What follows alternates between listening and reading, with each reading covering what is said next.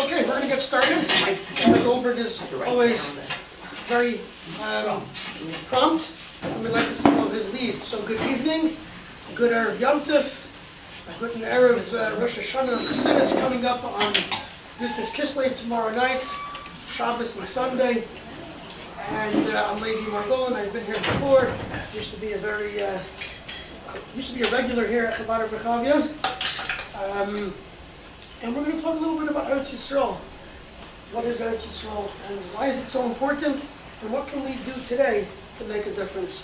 So I'm going to start off with a story, because stories teach us lessons, and stories from the past, especially if they're true, and especially if they're stories that we know the people, they can give us great life lesson. So I'm going to start with a story of my grandfather, Rabbi Tzvi Hirsch Gansberg, whose yahrzeit, it was, I believe, 16th yahrzeit. No, maybe a little bit more, was on the 23rd of Cheshvan, just a few weeks ago, about 3 weeks ago, a little less. And he was a Lubavitcher Chassid who was born in the old country, back in Russia. And back then, 1927-ish, wasn't the best time for the Jewish people. He grew up there until he was around 9 or 10 years old. 1937, after months and weeks and years of trying to get papers to leave the old country, his mother finally secured the paperwork for them to leave from Russia, and they made their way to the Holy Land. 1937, they arrived here in Eretz Yisroel, settled in Tel Aviv, where there was already a small Lubavitch community, a Chabad community, which was growing in Tel Aviv. Perhaps hard to believe today that at a time before Kfar Chabad existed, the center of Chabad life in this country in the 1930s was actually in Tel Aviv. Many great Chassidim come from the community that was growing over there. So my grandfather moved there in 1937. 1947, we all know what happened in Jewish history, the eve of the War of Independence.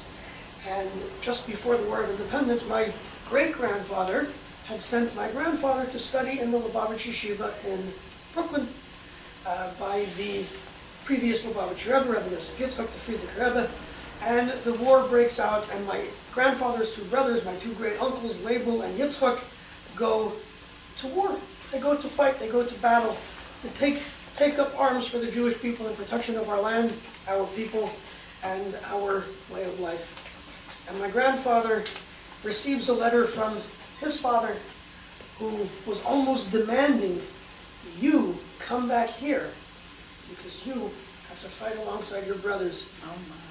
Your blood isn't any cheaper, your blood isn't any redder, you have to come here. But we're Chassidim. Ask the Rebbe what he says. And my grandfather wrote to the Rebbe and said, my father is almost insisting that I come back to Israel, back to Eretz Yisroel, to fight alongside my brothers. And the Friedrich Rebbe responded to my grandfather, a deserter is somebody who abandons his post. Somebody who abandons his post. A soldier who leaves his responsibility, what he is tasked with. Your post right now is studying in the yeshiva. Your brother's posts are fighting on the front lines. And that story has reaped. Obviously, my grandfather stayed in the yeshiva. My grandfather actually never came back to Israel to live. Met my grandmother from Canada, and they started life in North America, where my family is from. My great-uncle Yitzchak actually fought in 3 of Israel's wars. In the 4th war, he was not well. He physically couldn't fight. But the story of the Jewish people. We need those who study. We need those who fight. We need the spiritual armor. We need the physical armor. We need to fight the battle on all fronts. That story brings us to a topic which is obviously very, very hot topic today. And I want to take us back to a few weeks ago, Parshas Lech Lecha, where God says to Abraham, Lech Lecha, go. It says Lech Lecha, a double phrase, Lech, go unto you, you go for you. And Rashi explains that going is for your benefit. If you stay here, good things won't really come to pass for you. You won't have children. If you go there, you will have children. I will make you into a great nation, and your name will become known around the world. Obviously, the Jewish people's name is known around the world as we know today. It wasn't just a prophecy that was just spoken. It's obviously true, and in most ways positive. today a lot of the things that we see around the world, the Jewish people are known, and people are blaming the Jewish people, and people are hating on the Jewish people, and people are saying we stole the land. Again, a story that repeats itself over and over again. In the parsha over there, it says V'od Sha'adia Tavacha Ba'olam, that your name will be known in the world, and it will be good. So Avram travels to and through Eretz Yisroel. He comes here, and it says in the Torah where he comes and camps in the different places, and it says there that in the parsha, "L'zaracha etein es aretz," I will give this land to your children. And that, of course, God promising this land, the Holy Land, Eretz Yisroel, to the Jewish people. There it is. This is our land, right? Go tell everybody, tell the world. It says it in the Bible. This is our land. Obviously, that argument isn't going to work all over the place. But at the end of the day, we need to remember for ourselves, why is this land special to us? This land is special to us because God gave it to us. You know, if we would have followed some of the earlier people that were into creation of the today's state of Israel, there could have perhaps been a Jewish state in some other continent, in some other place. This is the Jewish land because God gave it to us. In fact, just a few months ago, by the way, Shabbos Parshas Bereishis, the very first parsha of the year, just a few days after this war broke out, and was very apropos, was very timely. The first pasuk of the Torah, Bereishis 1:1, Bereishis bara Elokim, in the beginning God created. And Rashi says that Rabbi Yitzchak says that the parsha, the Torah, should have really started with the pasuk HaChodesh is Elochem, which is about Rosh Chodesh, about blessing the new moon, because that's the first mitzvah. Because the Torah essentially is about the commandments. That makes us who we are. We get commandments from God, and this is what we do, and that's essentially what the Torah is about. So to put that aside and to start with Bereishis bara Elokim, in the beginning God created, Rabbi Isaac had a problem. Rabbi Yitzchak had a problem with that. Why would it start here? And Rashi says that the reason that the parsha starts here, that the Torah starts here, is because of that word, Bereishis bara Elokim. In the Tehillim, there's a pasuk, Koyach ma'asav higi la'amoi, v'aseis lahem nachlas goyim. The strength of his works are related to his people to give them the inheritance of the nations. The Torah starts with Bereishis because, let's say, which we've seen before and we're seeing now, the people of the world will come and say, you thieves, you robbers, you stole this land from the 7 nations of Canaan, you stole this land, you conquered it by force, you took it away. It's not your land. And the Jewish people can reply to them and say, the entire earth belongs to God. He created it. Bereishis bara Elokim. He created it, and he can deem who he wants to give the land to. He can give it to one and take it away and give it to another, which is what he did. He gave it to the Canaanites, to the 7 nations. At a certain point, God said, I now deem that this land is deserving of the Jewish people, and so it shall be. It will be their land. So, I think about this Rashi, and I see this lesson, that Bereishis bara, we should remember that God created the world, and God decides who the land goes to. And I think, if I take this lesson and I go out there and I tell all the people yelling at me that we stole the land, what are they going to say to me? It's all part of the same thing. You can say what you want. I've determined, this is me, my little humbleness, that this Rashi is not for us to tell the world. It's the Rashi, this is a lesson to remind us that this land is important to us. Rashi teaches us here that this land is God-given land to Jewish people. This is Eretz Yisroel. So let's talk about Eretz Yisroel. What is Yisrael? What does the word Yisrael mean? So let's go through 4 questions, and I wrote them down so that I don't forget. Question number 1, where does the name come from? Yisrael, where does the name come from? Question number 2, what does the name mean? Right? So a name we have, and we're all into what names mean, especially in Kabbalah. Why is this name applied to the Jewish people specifically? And what significance does this name play today? Each of these questions. It's the week's parsha, right? It is this week's parsha, and we're going to discuss that exactly in just a second. I'm going to put these back in order so that I know where I'm going. So, let's start from the top. Where does this name actually come from? Very good question. So this one's easy. What's your name? Ovadia. Ovadia has it. This week's parsha, the second aliyah, Parshas Vayishlach. It's in Bereishis, Perek Parak Lamed Beis, chapter 32, Pasuk Chav, verse 29. In the second aliyah of this week's Parsha, Yaakov has a struggle, right? He has this little altercation with an angel of God. At the end of the altercation, Yaakov says to the angel, "You can't leave without blessing me. Bless me." And the angel says, "What's your name?" Like I just asked you. He says, "My name is Yaakov."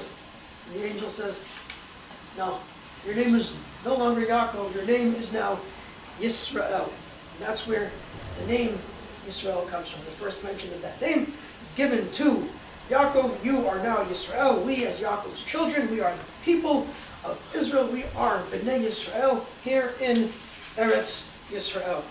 That's how we became the people of Israel, the people of Bnei Yisrael. Question number 2, what does the name mean? So, some of you may know this, if not everyone. The name is actually the meaning of the word Yisrael actually means one who struggled with God. And you see in this story where Yaakov had this struggle with God, obviously with an angel of God, as we see in the story from the Parsha, as I mentioned, Yaakov had this struggle with the angel of God. Yaakov's life, not just the angel of God, not just this struggle, but Yaakov's life had many struggles that we can look at through Yaakov's life. Yaakov had a struggle famously with his brother Esav. He came out a few minutes after. He wanted the birthright. They struggled back and forth. He pretended to be his brother with the Hakol called Yaakov, the voice of Yaakov, but it's the arms of Esav. It feels like Esav, but it sounds like Yaakov. He stole his brother's birthright. His brother says, "You stole my blessing." The father favored one, the mother favored the other. There's a struggle going on. Obviously, the famous struggle between Yaakov and his father-in-law. "You cheated me 7 years for your daughter. You gave me the wrong one."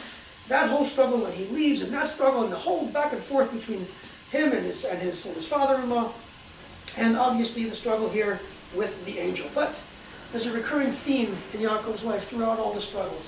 And that recurring theme is Yaakov always comes out on top.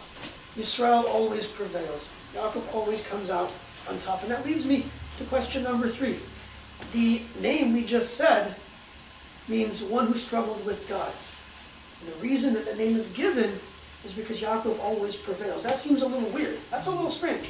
If it's all about prevailing, winning, being victorious, coming out on top, why isn't the name and more? So the third question, just so that I'm on the same page, why is this name applied to the Jewish people? It's a very good question, especially considering that we just said that it's about prevailing, but the name itself mentions the struggle.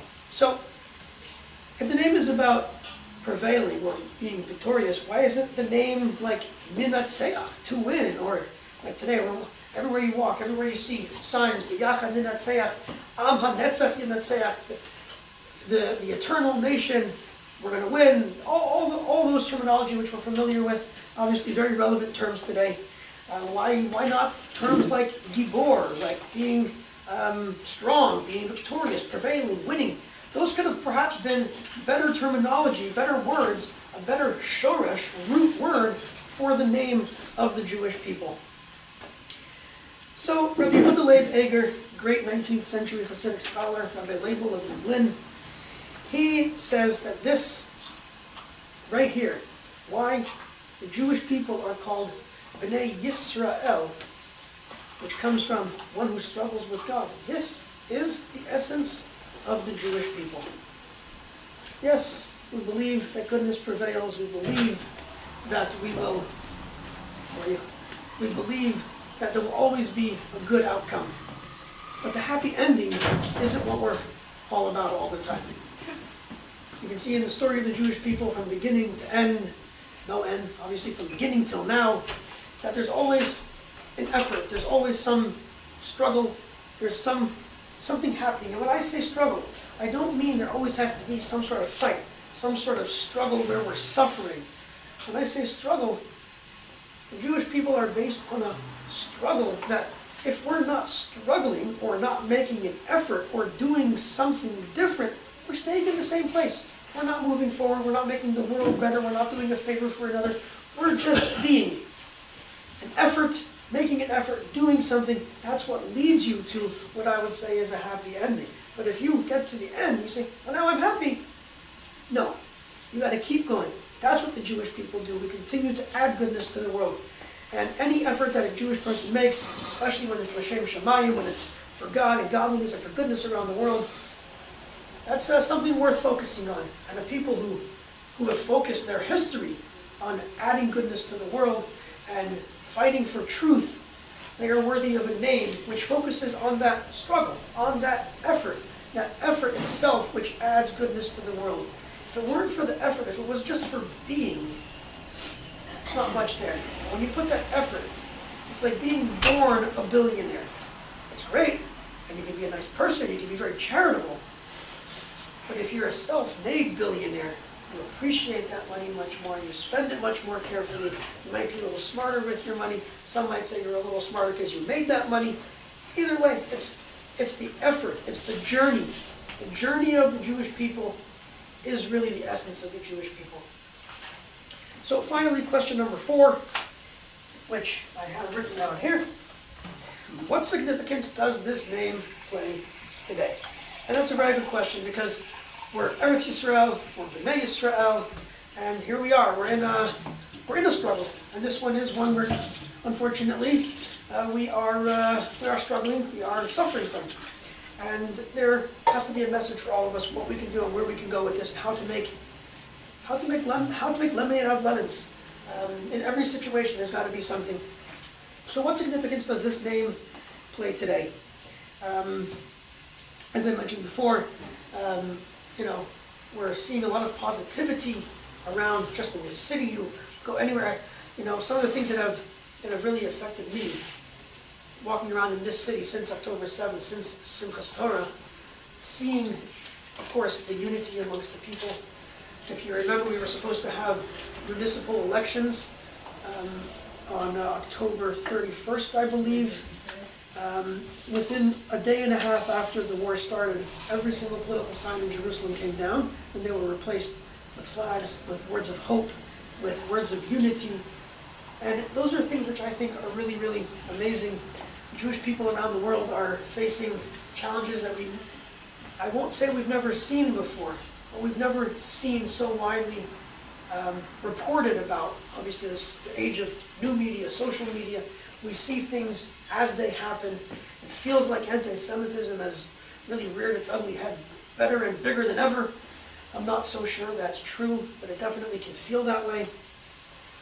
And through it all, the Jewish people are pushing forward with that effort, with that journey, with that holy struggle to fight for the truth, to fight for ourselves, to fight for who we are, what we believe in, and that this land is ours. Reshis Bar Elikim, God gave this land to the Jewish people, and we have the God-given responsibility to keep it ours and to keep fighting for it. And different people and different religions promise different things. Some religions promise if you join the religion, you'll have serenity for all times. I recognize you. I do too. If you join our religion, you'll have serenity. Other religions will say, we offer you eternal peace. Other religions, if you join us, don't worry about anything. A seat in heaven is reserved for you. It's not all peaches and cream for the Jewish people, obviously, or for any people. It doesn't just exist in a bubble. It doesn't happen like that. And as I said, Judaism embraces the struggle every now and then. That journey, it's really part of what we do, because if we don't struggle, if we're happy with where we're at, we're not moving forward, we're not gaining, as mentioned. Obviously, the struggle should never be like the one we're experiencing now, where people have to suffer. But sometimes that does come up, and that does happen throughout our history, and obviously today. And I think as a people, as Jews living here today, and as a Jewish people, I think that it's something that we believe, that we will be victorious. And not only do we believe it, we know it. And there's several reasons for that. Again, we mentioned at the beginning, spiritual armor and physical armor. The men and women of the IDF, I've been visiting them all over the country. Some of what I've been doing, I work in tourism, so that's kind of been a little bit on the lower end. So I've been switching my efforts to doing things for soldiers. I've been throwing barbecues for them, bringing them beef jerkies to the guys going into Gaza, something they can put in their pocket for some protein later on. Music, cold drinks, hot coffee, and you see them and you really feel we feel that we have a very, not just good chance, but we have, that we got this. But also through our spiritual armor and our spiritual efforts. We are the Jewish people here in Eretz Yisroel, and we have to always focus on that journey. So what is that journey for us right now? Now we know the who, what, where, when, why, how of the name of Yisrael. This lecture is titled A Complete Eretz Yisroel. So I want to talk and focus on a complete Eretz Yisroel, what that means on a spiritual level, on a physical level. Let's talk about the background of Eretz Yisroel, which we talk about where the name comes from. But Eretz Yisroel is not just a geographical place. It's not just a land. It's not just the state of Israel. What does it mean to be the Jewish people, Bnei Yisrael, in Eretz Yisroel? Lubavitcher Rebbe, whom was the inspiration of this Chabad house and many Chabad houses around the world, spoke many, many, many times about Eretz Yisroel, about Israel, about what it means, about the efforts we have to take to protect the land. The Rebbe had many conversations with politicians, with dignitaries, with communal leaders about and for the benefit of Eretz Yisroel. The Rebbe addressed this topic many, many times in his weekly address, in his weekly sikha, on his Shabbos, at the Farbrengens, at Lag BaOmer parades, at different Farbrengens and events during the week. The Rebbe often, Simchas Torah, the Rebbe often mentioned Eretz Yisroel. And during the Rebbe's talks throughout the years, the Rebbe focused on three main ideas, three main areas, which the Rebbe brought up time and time again. And sometimes you'll see these topics come up during election campaigns and other times when politics may get involved. But the Rebbe had a vision for what Eretz Yisroel has to be, and the Rebbe had a vision for what it means to be Eretz Yisroel. And those three things that the Rebbe talked about were Shleimus HaTorah, Shleimus Ha'am, and Shleimus Haaretz. Those are the completeness of the Torah, meaning that Eretz Yisroel should be a place where Torah takes the forefront, where laws here are based on laws from the Torah, where Shabbos is a focus, where kosher, and we see forms of that today, where buses don't run on Shabbos and there's a central kashrut system. I will say, perhaps not exactly what the Rebbe had envisioned, but definitely something. Shleimus Ha'am, the completeness of the Jewish people. And the Rebbe spoke many times about Mihu Yehudi and what it means to be a Jew, and how one is a Jew, and how Judaism is passed along, and the importance of protecting the Jewish lineage here in Eretz Yisroel. And finally, Shleimus Haaretz, which essentially is the topic of this course, a complete Eretz Yisroel, the completeness of the land. In all of the Rebbe's talks, all of these three topics, when the Rebbe mentioned it, there was one joint, unified goal for all three things, and that goal is the preservation of Jewish life. Preservation of Jewish life physically, preservation of Jewish life spiritually, and preservation of Jewish family and Jewish continuity. Eretz Yisroel is not just about being, it's a term I heard also in the last few months when some people were, after the holidays, right after Simchat Torah and the war started, some people who were here for the Chagim got out of here as fast as they could. Because the Jewish Disneyland had closed down, it's no longer fun. But Israel isn't meant to just be a Jewish Disneyland. Of course it can be. It can be celebratory, it can be fun, it can be joyous. People come in for bar mitzvahs and weddings. Obviously, that's good, it's great, and that should continue and that should return en masse very, very soon. But this is our God-given land, and it's not just fun. When God gives it to you, God gives you a mitzvah, it's your responsibility to do that mitzvah. God gives you a land, it's your responsibility to protect, nurture, and grow that land. It's just, it's Israel. That's it, it's nice. I came, I visited, I left. No. Especially for those of us who live here and call it home. This is a place that we have to invest in. Staying silent, just let it happen what it is. That was never an option for the Rebbe. So, as I mentioned earlier in the topic when we talked about the name Yisrael, we talked about that name being built off of a struggle, but really focusing on prevailing, on winning. So it's not just about that victory at the end. It's not just about that greatness that comes. It's about the journey of getting there. And here we find ourselves right now in the midst of a journey. We're in the middle of a journey which I don't assume most of us have really experienced. Most of us don't really know how to fully comprehend or fully understand or know what to do. How do we move forward from here? What should be our responsibilities? What should we be doing? These three things, the Rebbe says, are part of the holy struggle, part of the effort, the journey that we have to ensure a complete Eretz Yisroel. The Rebbe was a full believer that any compromise in any of these three areas was obviously completely forbidden. When it comes to Shleimus Haaretz, the Rebbe was very, very strong. And I don't talk politics in general. I mean, that's a lie. I do sometimes. But I think we could say safely that some of the decisions in the past led us to where we are today. The Rebbe was vehemently and adamantly against giving away any 1 inch of the Jewish land. And the Rebbe said it's sakonas nefashos. It is pekuach nefesh to ensure that we keep the land. Giving away land endangers Jewish life. The Rebbe spoke about this many, many times. The Rebbe spoke about this in talks that I've read recently, 1982, 1985. There's one that I have in one of the next pages, very important words as well, that it's our responsibility, each and every one of us. And the Rebbe also even went further to say that you can't just count on the others. And this was, by the way, if you listen to the Rebbe's talks and learn some of what the Rebbe teaches, the Rebbe was very into, don't sit around and say, oh, don't worry, someone else is going to do it for me. So we just had the year of Hakel, the year of gathering, and the Rebbe was very into the year of gathering, the year of bringing the Jewish people together. Hakel as Am Nashim Nashim Yataf.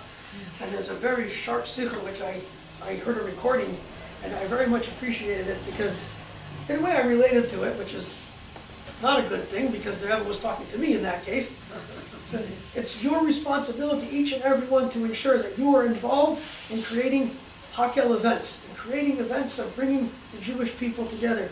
And don't sit back and assume that your father-in-law will take care of it for you.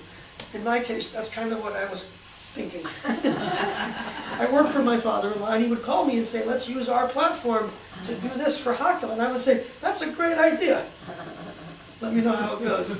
So when I heard that, that was my cue that the Rebbe was talking directly to me. This is part of your responsibility as well, and everybody has a platform to do something for Hakel.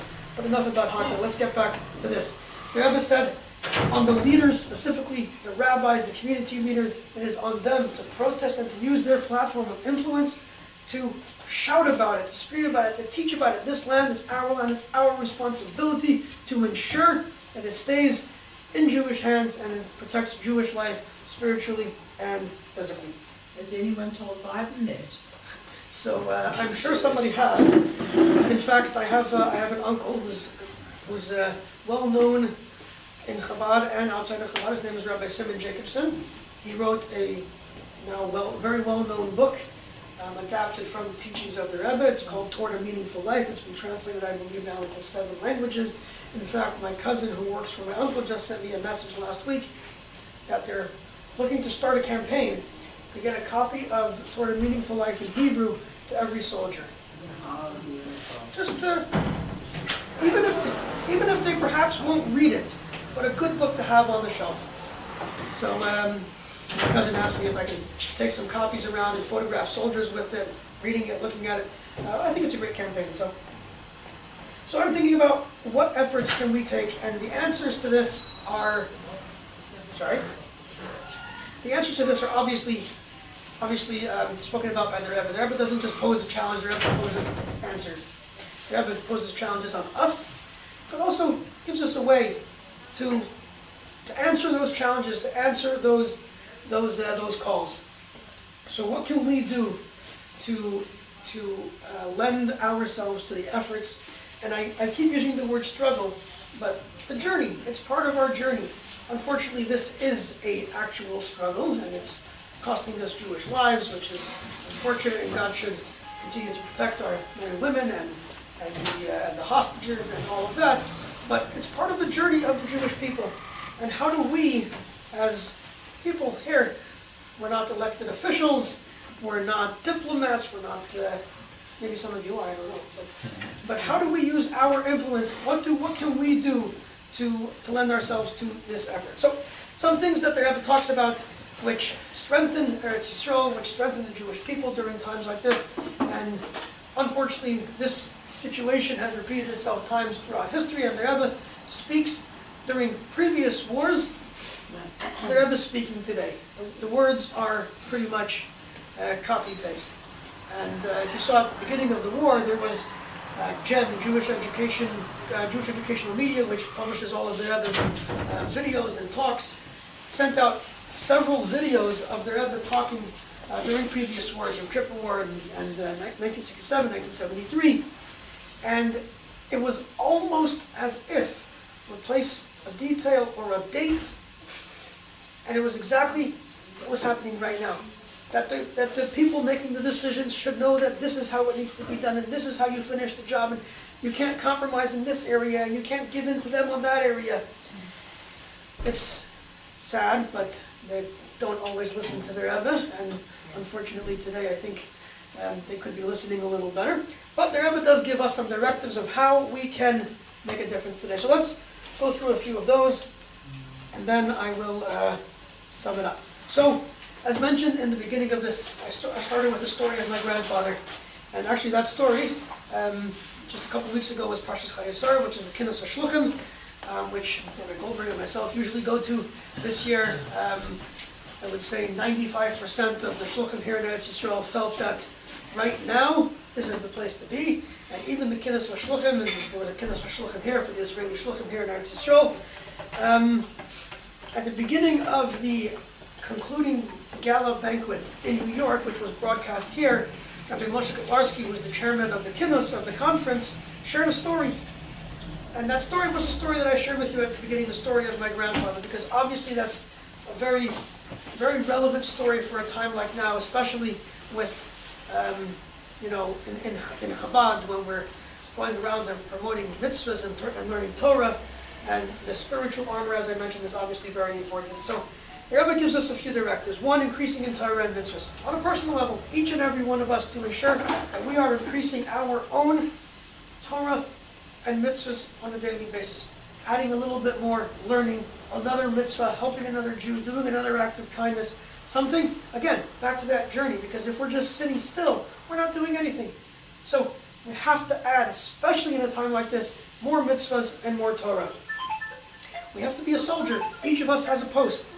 And while I never wore the green, I made Aliyah when I was too old, too short, and too fat, but it's a different story.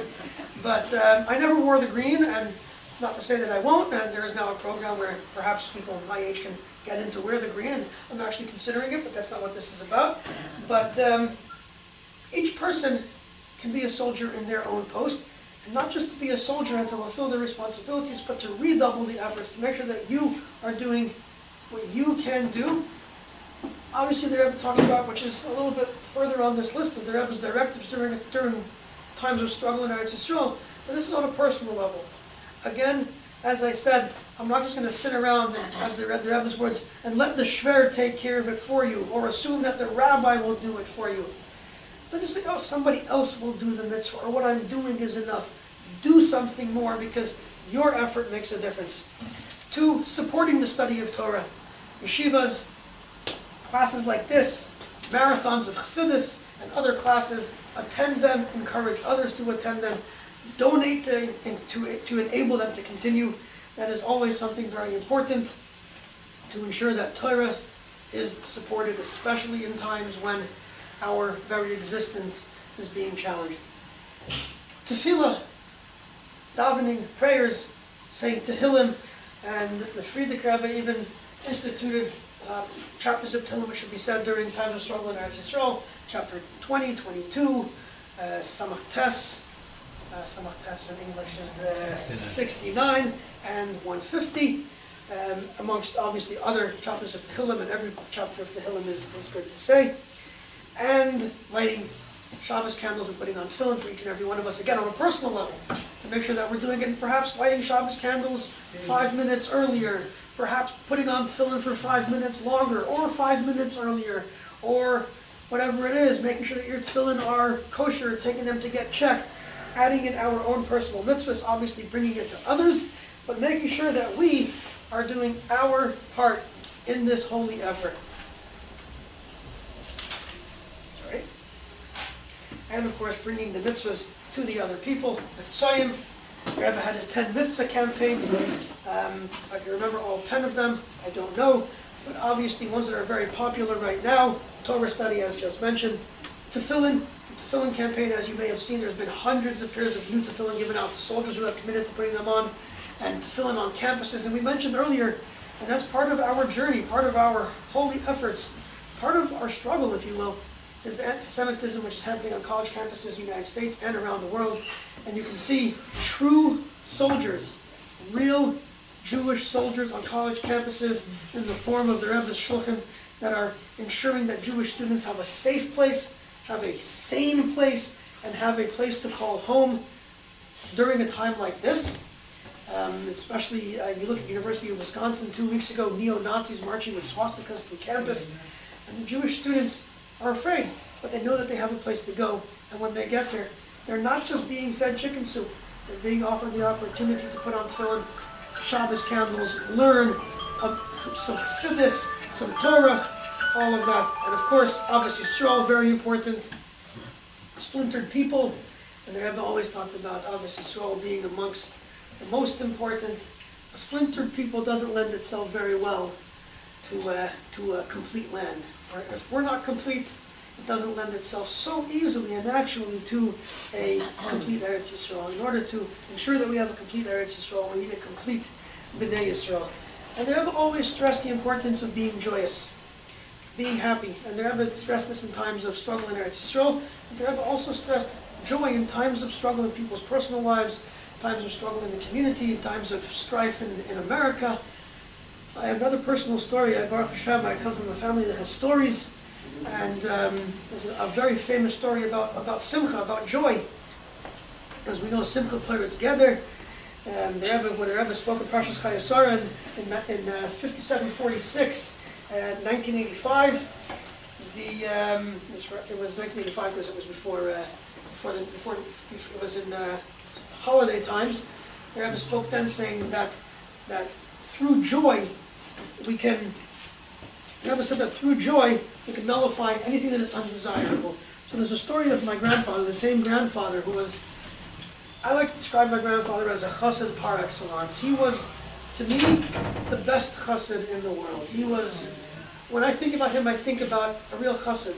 In fact, I always thought that, because in my young mind, even when I was young, he always looked like a chassid. Whenever I saw him, he was davening. He had a talis on. He had a big long beard. He just felt there was that holiness of a true chassid. When he passed away, they printed his diaries that were written in Yiddish and Hebrew, translated into English, and the title of the book is A Portrait of a Chassid. And I didn't choose the title, so obviously somebody else agrees with me.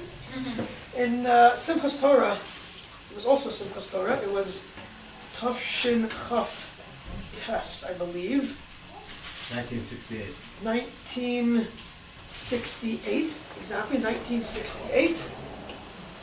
No, Tafshin Lamed. So it was 1969.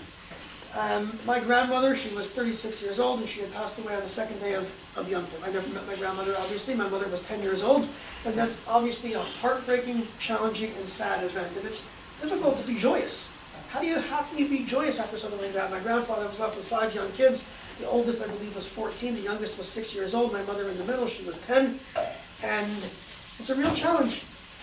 And my grandfather is a true chassid. In that year, Tafshin Lamed, the Rebbe spoke about Zman Simchasenu, Sukkot. We know the whole holiday of Sukkot, culminating with Simchas Torah. Zman Simchasenu, the Rebbe said that year, it's very important to focus on the Simcha, and not just to be the Simcha, but to bring that Simcha to people around you. To share that Simcha. If you're happy, that's great, but the Rebbe wants you to share it with somebody else. according to Jewish law, if somebody passes away on Yom Tif or Chol Hamoed, you don't sit Shiva until after the entire holiday is over. So my grandfather didn't have an opportunity yet to sit Shiva. And it comes to Simchas Torah, Shmini Atzeres at night. It's going from Shmini Atzeres, as in America, it's two-day Yom Tif, going from Shmini Atzeres into Simchas Torah. My grandfather has not yet gone to sit Shiva. And that night, there's Talucha. It's where the Chassidim march out from Crown Heights, from 770 to other shuls, and then some people march as far as 4 hours away to other shuls to bring, if you've been here for Hakafot on Simchas Torah, to bring that type of joy to people to older congregations that didn't have people that were ready to sing and dance and jump up and down, to congregations that were shrinking that need more people to bring Simcha. And that was a theme every year. Every Yom Tov, really, the Rebbe would send people on Talucha to bring chassidus, joy, celebration to the congregations. Till today. Till today. Till today it happens Till all today. over. There's even Talucha that happens here. And my grandfather, true chassid, what's he going to do? He's got 5 kids, but it's Yom Tov, it's Simchas Torah. He's got to go bring hakafas. And every year my grandfather would go to a small shul in Brownsville. And that year we decided he has to go to the shul in Brownsville. He's going, especially this year, because the Rebbe had spoken at the beginning of the Yom Tov. It's Mansim Chosenu, and it's your responsibility to be happy and bring that joy to others. So he took his kids, but not all of them, he took the 2 boys, and he went to Brownsville, to the shul. The shul doesn't exist anymore, and then it was a dying shul. Today it's a former shul. And he did the hakafas, and he danced that year like he never danced before. In fact, they say that he danced on the way there, like he had never danced. The whole way he danced. There's a special nigun that we used to sing when they would go out on Talucha, and he was singing that.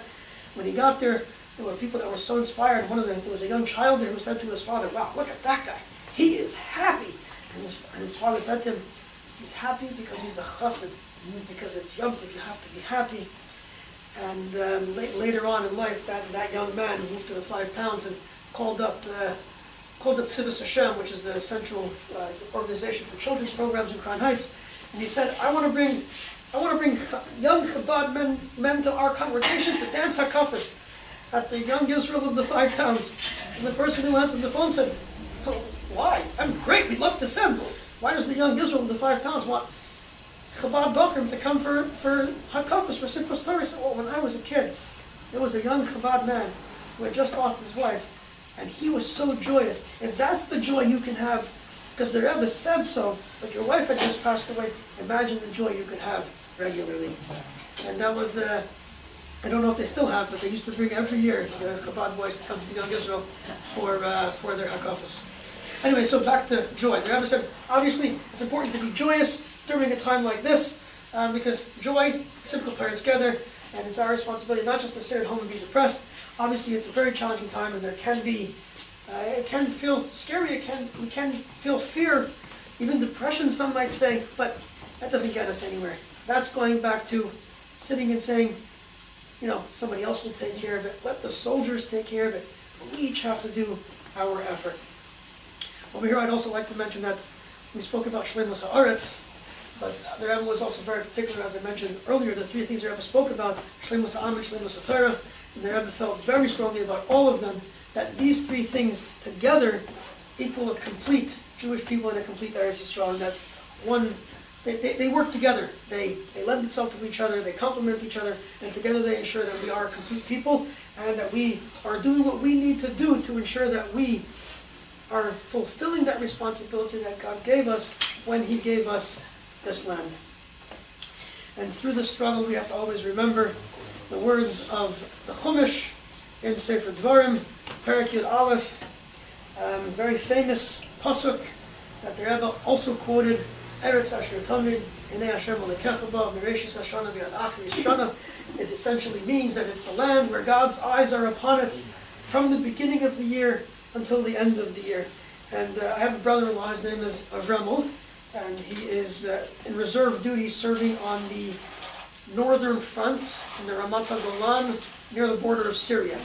And he's been there since Wednesday after the war started. He's come home a few times. He's 24, he's got a young daughter and a wife at home, and he's doing his part. And I want to quote him, and he'll be so happy to know that I quoted him. And I'm going to show him this video. He's going to love it. My brother-in-law, Avremel, has a famous Dvar Torah that I've heard people quote that I heard this Dvar Torah in Vietnam. I heard this Dvar Torah in wherever. I've heard people say that they've heard this Dvar Torah from him. This pasuk, Eretz Asher Tamin Yanei Hashem L'Kecha B'Mereshis Hashana Yad Achris Shana. The first mention of the word year from the beginning of the year, it says Hashana, beginning of the year. Yad Achris Shana, till the end of, doesn't say Hashana, the year, it just says year, till the end of year. And it's a question, why is it a mention of a hey, Hashana, and at the end, just Shana? So, my brother-in-law, in his Dvar Torah, says that you could look at it as, when you say Hashana, at the beginning of the year, this year, this is going to be the year. I'm going to lose 10 pounds. I'm going to make $1 million. I'm going to learn the whole Mishnah. I'm going to get a new job. I'm going to do this. It's going to be the year. And we come to the end of the cycle of the year, and we realize, guess what? It was just another year. It wasn't even the year, it was just year.